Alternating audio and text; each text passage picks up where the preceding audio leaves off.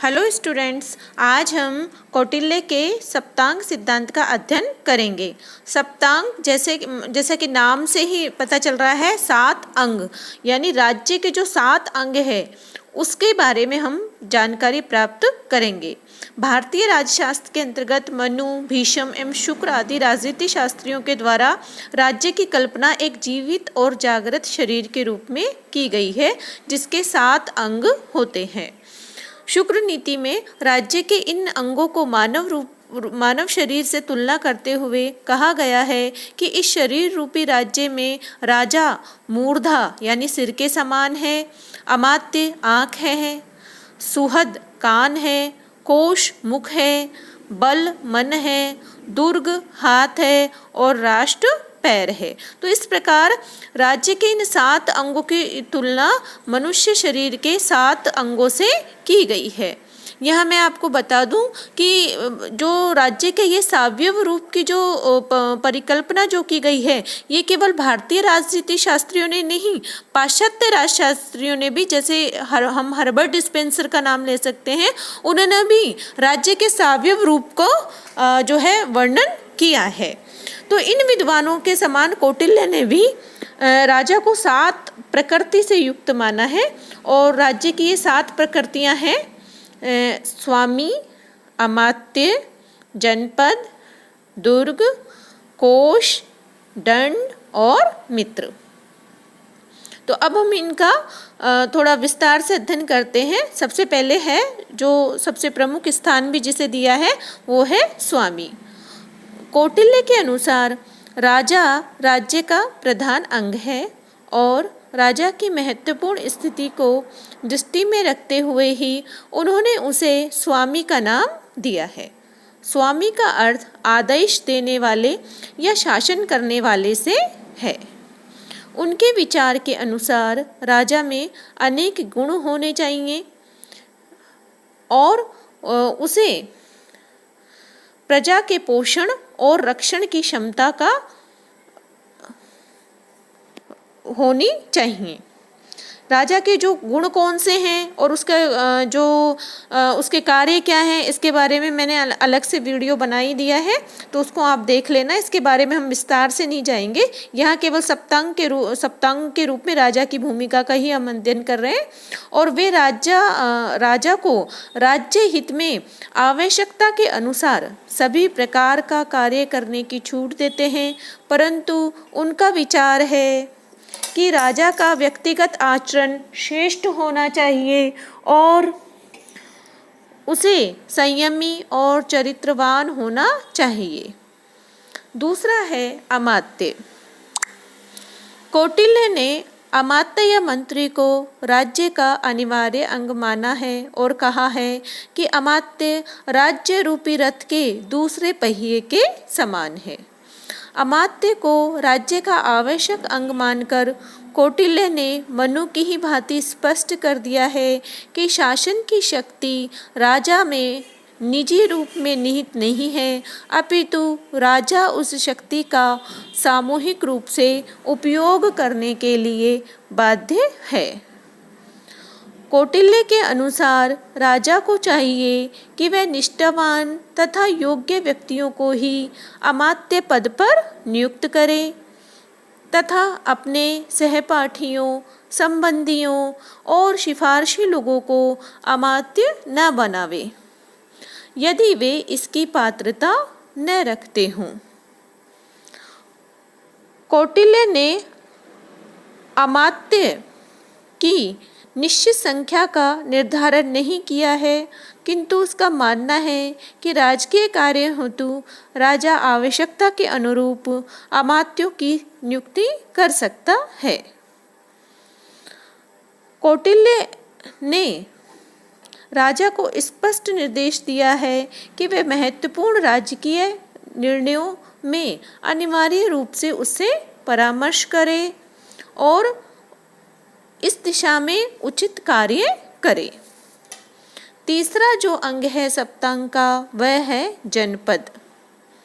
कौटिल्य ने जनपद शब्द में राज्य की सीमाओं और उसके अंतर्गत निवास करने वाले लोग दोनों को सम्मिलित किया है। कौटिल्य ने प्लेटो की भांति राज्य की जनसंख्या अथवा भौगोलिक क्षेत्र की कोई सीमा निर्धारित नहीं की है।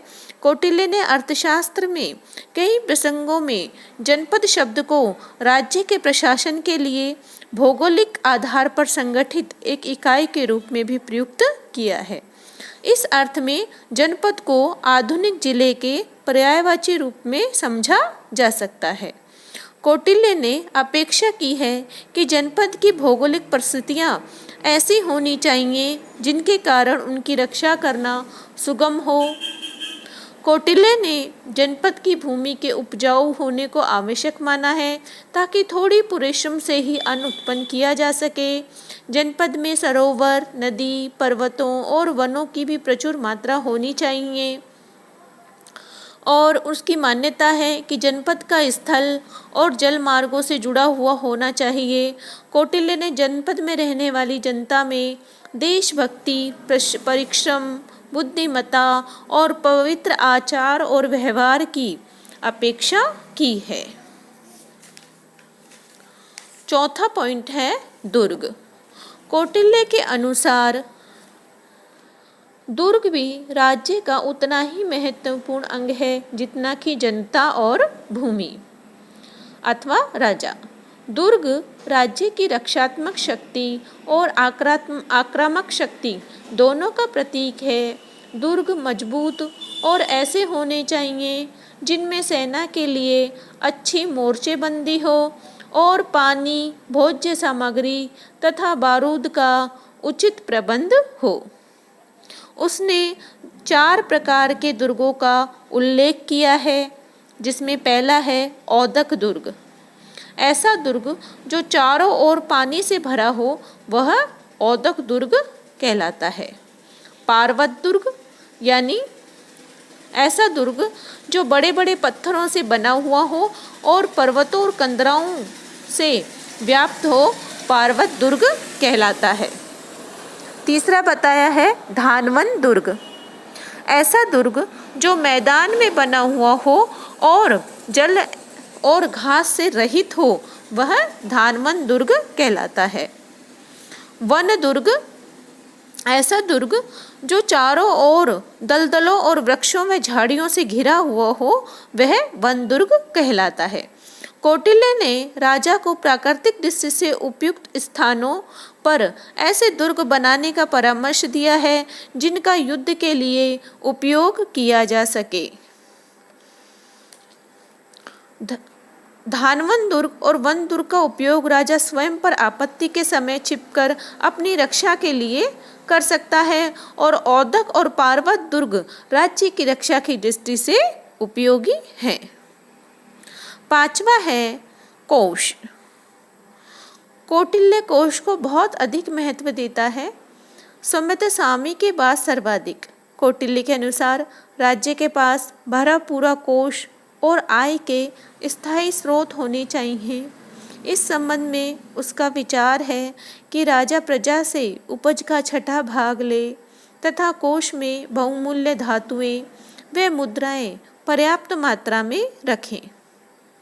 कौटिल्य के अनुसार कोश धर्मपूर्वक एकत्रित किया जाना चाहिए और वह मात्रा में इतना अधिक हो कि उसमें विपत्ति काल में भी दीर्घ काल तक निर्वाह हो सके। कौटिल्य ने अपेक्षा की है कि कोषाध्यक्ष को कोष की स्थिति की पूर्ण जानकारी सदैव रखनी चाहिए ताकि राजा द्वारा सूचना मांगे जाने पर वह तत्काल सूचना दे सके। और उसने राजा को परामर्श दिया है कि कोष संग्रह के कार्यों में लगे हुए कर्मचारियों और अधिकारियों पर पूरी तरह निगरानी व नियंत्रण रखे ताकि उस संबंध में उचित कार्यवाही हो सके। छठा पॉइंट है दंड, यानी सप्तांग की जो छठी प्रकृति है वह है दंड। दंड या सेना को राज्य का आवश्यक अंग मानते हुए कौटिल्य ने इसे प्रजा की आंतरिक और बाहरी शत्रुओं से रक्षा के लिए आवश्यक माना है। जैसे कि किसी राज्य के पास सेना नहीं होगी तो वो अपने शत्रुओं से रक्षा नहीं कर पाएगा। इसके लिए कौटिल्य ने सेना का होना आवश्यक माना है। कौटिल्य ने शौर्य आदि गुणों की परीक्षा के उपरांत ही सैनिकों की नियुक्ति का परामर्श दिया है तथा सैनिकों को युद्ध कार्य में कठोर प्रशिक्षण दिए जाने तथा सेना को अनुशासित रखे जाने पर बल दिया है। कौटिल्य ने सेना में सामान्यतः 4 वर्णों के सैनिकों के लिए जाना उचित माना है। फिर भी कौटिल्य सेना में भर्ती के लिए क्रमशः क्षत्रिय यानी पहले क्षत्रिय आए, फिर वैश्य व शूद्रों को प्राथमिकता दिया जाना उचित मानते हैं। कौटिल्य ने यथासंभव ब्राह्मणों को सेना में भर्ती न किए जाने का परामर्श दिया है, क्योंकि उसे आशंका है कि यदि ब्राह्मण सेना में नियुक्त हुए तो वे शत्रु द्वारा नमस्कार या आदर सत्कार व्यक्त करने पर उसे क्षमा भी कर सकते हैं। कौटिल्य के अनुसार संतुष्ट सेना विजय की कुंजी है, अतः सैनिकों को अच्छा वेतन व अन्य सुविधाएं प्रदान करते हुए उन्हें संतुष्ट रख जाने का प्रयास किया जाना चाहिए। 7वीं प्रकृति है मित्र। कौटिल्य के अनुसार मित्र भी राज्य का एक आवश्यक अंग है। उसके अनुसार मित्र आनुवंशिक होना चाहिए, न कि कृत्रिम। वह ऐसा हो जो जब भी सहायता की आवश्यकता पड़े सहायता के लिए आए तथा जिससे संबंध विच्छेद होने की संभावना न हो। कौटिल्य ने का मत है कि राज्य अपनी प्रजा के कल्याण कार्यों में तभी लग सकता है जब उसे बाहरी आक्रमणों की आशंका कम से कम हो। इसलिए कौटिल्य मित्र संग्रह को राज्य के लिए अत्यंत आवश्यक मानता है, क्योंकि अन्य राज्यों से महत्वपूर्ण संबंध होने पर राज्य अपनी सीमाओं की सुरक्षाओं के प्रति आश्वस्त रह सकता है। मित्र को राज्य का आवश्यक अंग मानकर कौटिल्य ने यह स्पष्ट कर दिया है कि वह राज्य का साम्राज्यवादी स्वरूप का पक्ष में नहीं है।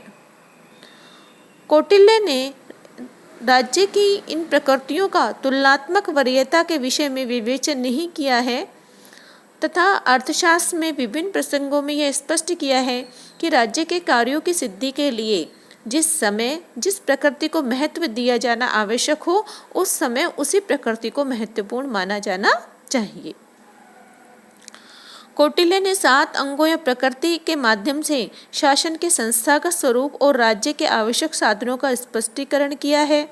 सप्तांग सिद्धांत में राज्य के पूरे अंगों का विवेचन नहीं भी किया है।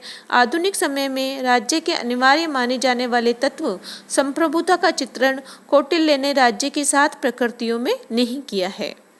राज्य की संप्रभु शक्ति को कौटिल्य ने दंड और धर्म की अवधारणा की व्याख्या से स्पष्ट किया है। वस्तुतः राज्य के जिन 7 अंगों का कौटिल्य ने सप्तांग में उल्लेख किया है वे राज्य की आधुनिक अवधारणा में सम्मिलित 3 तत्व भूभाग, जनसंख्या तथा शासन को ही व्यक्त करते हैं। जनपद में भूभाग और जनसंख्या दोनों सम्मिलित है। स्वामी व अमात्य शासन के संस्थागत पक्षों को तथा कोष व दुर्ग व मित्र शासन के कार्यों को चलाने के लिए आवश्यक साधनों को तथा शासक द्वारा दूसरे राज्यों के साथ संबंध स्थापित करने की आवश्यकता को प्रकट करते हैं। तो इस प्रकार कौटिल्य ने राज्य के सप्तांग स्वरूप का विवेचन किया है। कौटिल्य ने जो है एक और जो यहाँ बात आती है कि उसने मतलब तुलनात्मक वरीयता को नहीं माना है, लेकिन फिर भी राजा को सर्वोपरि स्थान देने की बात कही है कि उसका कहना है कि राजा के पुरोहित को व्यवहारिक राजनीति में महत्वपूर्ण स्थान दिया है और पुरोहित पद की भी चर्चा बहुत कम है और राज्य के 7 अंगों में उसे स्थान न देकर कौटिल्य ने उसको महत्व कम कर दिया है। तो इस तरह से उसने जो है राज्य के राज्य संस्था को अधिक लौकिक व धर्मनिरपेक्ष रूप प्रदान किया है। मतलब उसके ने कैसे किया है कि उसकी राजा की जो उत्पत्ति उसने दैवीय नहीं मानी है ना, और इस तरह से उसको अधिक लौकिक बनाने का प्रयास किया है। धन्यवाद।